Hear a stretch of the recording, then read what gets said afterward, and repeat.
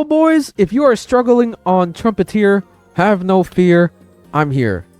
And for the purpose of this video, I'll include timestamps in the description and in the video embedded so that you can skip some of my yapping if you feel like it. And without further ado, let's get straight into the guide. Ikaze. So, let's go ahead and talk about the mechanics for this fight, starting off with Soul Link. So what is Soul Link, you ask? So Soul Link is a passive that every shadow or rider on the field has in their passive, where essentially they all share 1 HP pool with each other. It's kind of in the name, Soul Link. So I'll give you an example. If I do damage to one rider on the field, well, the other riders on the field will take the exact amount of damage that was inflicted on that one rider that I targeted. So that's the Soul Link mechanic. Now let's talk about the horn mechanic. So each shadow on the enemy team has a horn effect. Each time they blow that said horn, it will give them a new ability. Alrighty, now let's go ahead and talk about the enemy shadows and what they do. Starting off with Black Rider. So essentially what Black Rider does is he just does a bunch of AoE / single target moves, but most importantly what his horn does, his Horn of Famine, is when blown, it will increase the SP cost of any persona skill that we use by 10% for about 3 turns. Alrighty fellas, so next is going to be Pale Rider. So Pale Rider, again, just your generic single target AoE damage dealer, and what his horn does, his Horn of Death, is it will decrease our party's healing by 15%, and its perma, it cannot be removed. And he also buffs the enemy party's damage by 10% for about 2 turns. So now let's go ahead and talk about White Rider. So what White Rider does is he is a generic AoE / single target attacker, but the thing is, his one-shot kill can crit quite easily, so it does more damage than your usual rider in this enemy party. But now let's talk about the most important thing, his horn ability, his Horn of Pestilence, or I can't pronounce that, but essentially what he does is he will debuff a ally of ours with a max HP decrease of 10% for about 3 turns. This guy can be somewhat scared. Okay, now let's talk about the cream of the crop, Red Rider. So Red Rider just has your generic AoE / single target attacks, but his biggest trait is his horn ability, his Horn of War, where essentially if you attack this guy, he will counter back. So you definitely do not want to be targeting this guy at all if you're bringing a single target DPS. Alrighty, so let's go ahead and talk about the big boss himself, Trumpeter. So Trumpeter has Marakunda, aka a AoE defense down for about 3 turns, which is pretty scary. He also has a horn mechanic as well, called the Horn of Ruin. So what the Horn of Ruin does is it operates off of a stacking system, from the lowest being 1 stack to the highest being 4 stacks. The way he gets stacks is by how many times each rider attacks. So let's say if White Rider does 1 attack, well, that's 1 stack. And if Pale Rider does another attack, that's 2 stacks, and it goes up to 4. So with each stack, he gets a different ability, like a damage increase, an attack increase, a heal, or even a guaranteed crit, which is kind of nuts. So you definitely don't want to get this guy to 4 stacks, because if you do, he will hit you really hard, and you don't want that. So don't worry though, I will show you how to counteract getting this guy to 4 stacks. Alright, finally we can talk about the strategy for this fight. So obviously there are 3 phases in this fight: phase 1, phase 2, phase 3. So phase 1 and phase 2, you cannot target Trumpeter, because all he will do is stay in the back line, blow his stupid horn, and do a bunch of free attacks and debuff you. So the goal in phase 1 and phase 2 is, remember the Soul Link mechanic?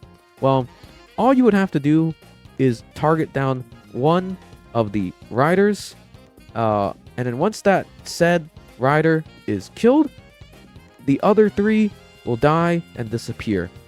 That is the exact same for phase 1 and phase 2. Now, obviously, make sure you don't target red rider, because if you remember from what I told you in the mechanics section of this video, red rider, once he blows his horn, he will counter you if you attack him. So whatever you do, if you do target a rider, don't target him. Target any other of the 3 riders on the field except red rider. And once all phases are done, phase 1 and 2, you will hit phase 3, where Trumpeter is, quote, free real estate.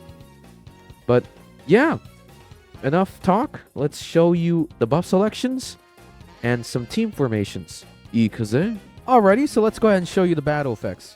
If you need to, make sure to slow down this video or pause so you can make sure you choose the exact same battle effects that I have. But without further ado, I'll go ahead and scroll through them.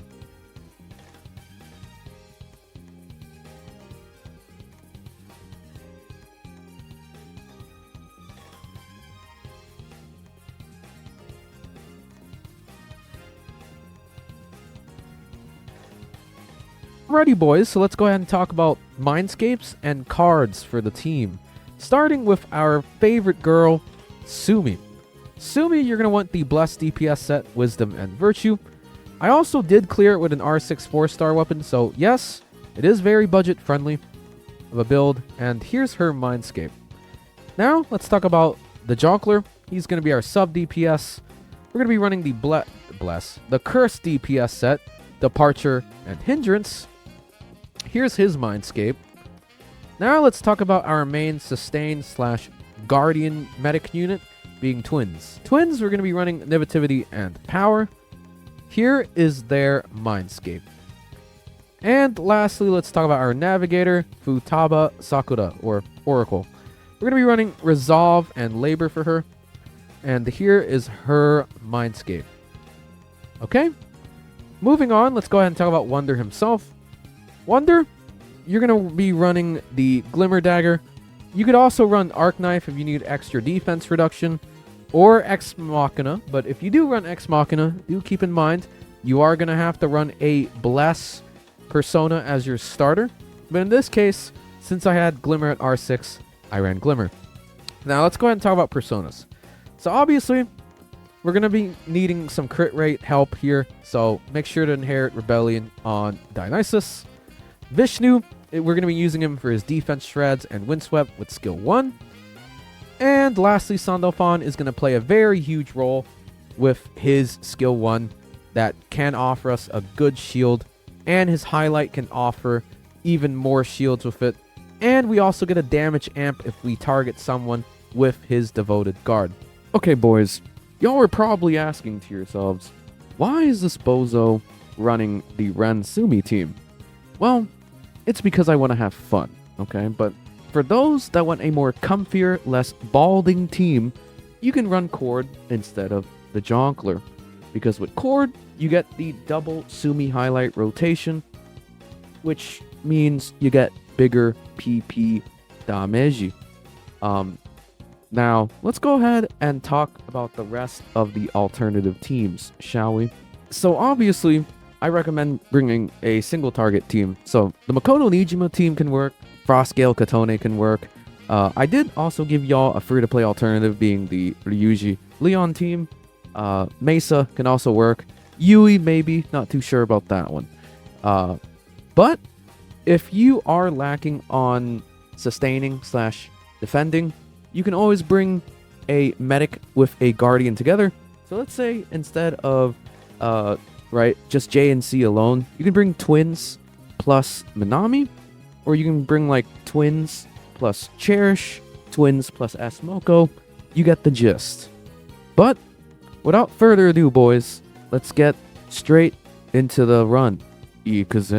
Alright, so I guess I'll go ahead and describe to y'all what each party member does. So the Twins, obviously, is going to be our main guardian / medic, proccing heals, proccing shields. Wonder, obviously, going to be crit rate buffing. Sandalphon is going to be like a secondary sustain. And of course, he can inflict defense shreds with Vishnu.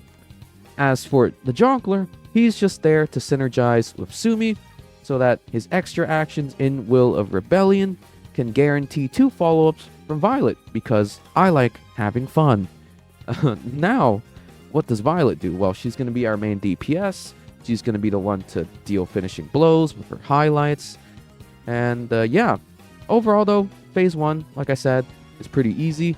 You just want to target one rider so that that damage that you inflict on that one rider will spread across the board to the other riders. And oh, I forgot about Futaba as well. Futaba, as always, just make sure you align S3 with Masquerade highlight rotation for Sumi, and you'll get some big PP damage.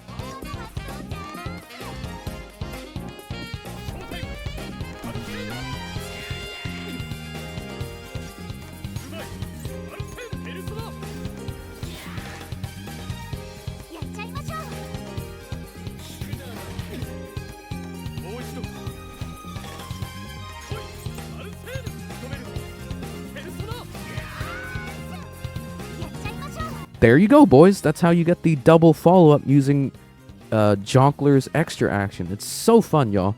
And because Jongleur got an extra action there, we got Futaba's S3 a little bit early, so that means I'm going to have to Masquerade a little bit early off timeline, and then just use my highlight about 1 turn earlier than what the usual Sumi rotation is. But even with the 4-star A6, 1 highlight plus S3 should be enough to kill your first rider. And now on to phase 2, where you practically just rinse and repeat. Of course, make sure you keep proccing your shields with your twins, healing up as much as you can, because god, these boys do hit pretty hard.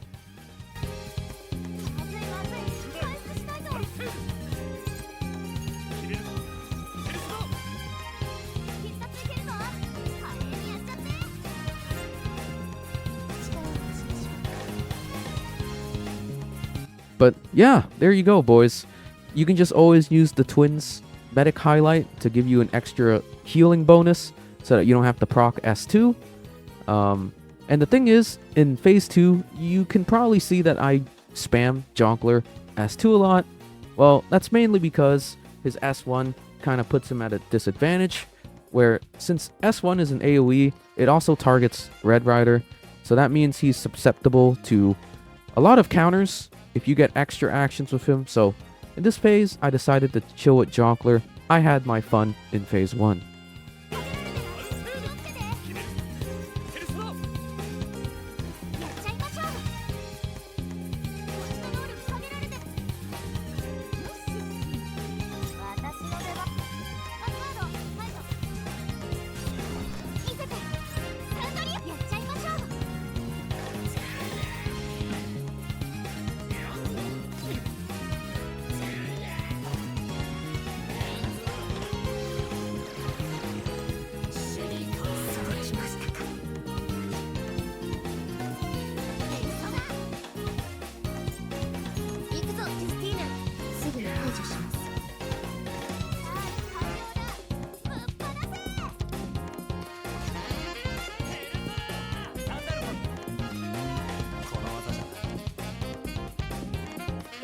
And there you go, boys. This is why you bring Sound Off on. Look at how much shield he gives you, right, with S1 and his highlight procs. This guy is probably one of the best sustaining personas in the game.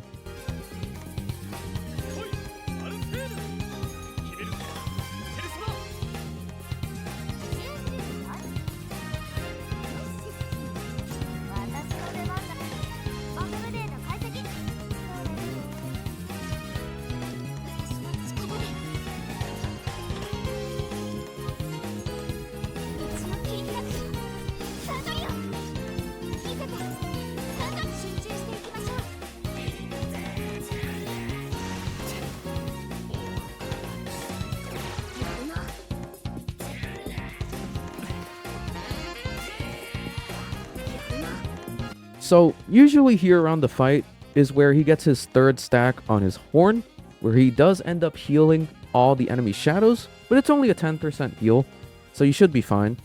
Obviously, we're going to kill him before he does hit that 4th stack where he will get that guaranteed crit. So just keep playing the normal sumi rotation, kill one rider, and it will kill the other 3. And then once you get into phase 3, it's basically you're home free.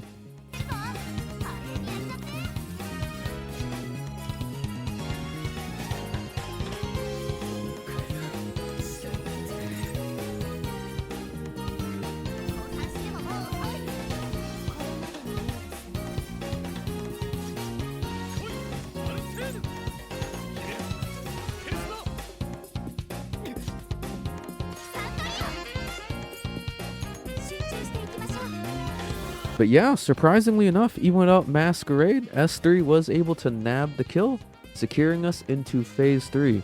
Now, if you've hit this point, congratulations, you did it. And other than that, enjoy the rest of this run.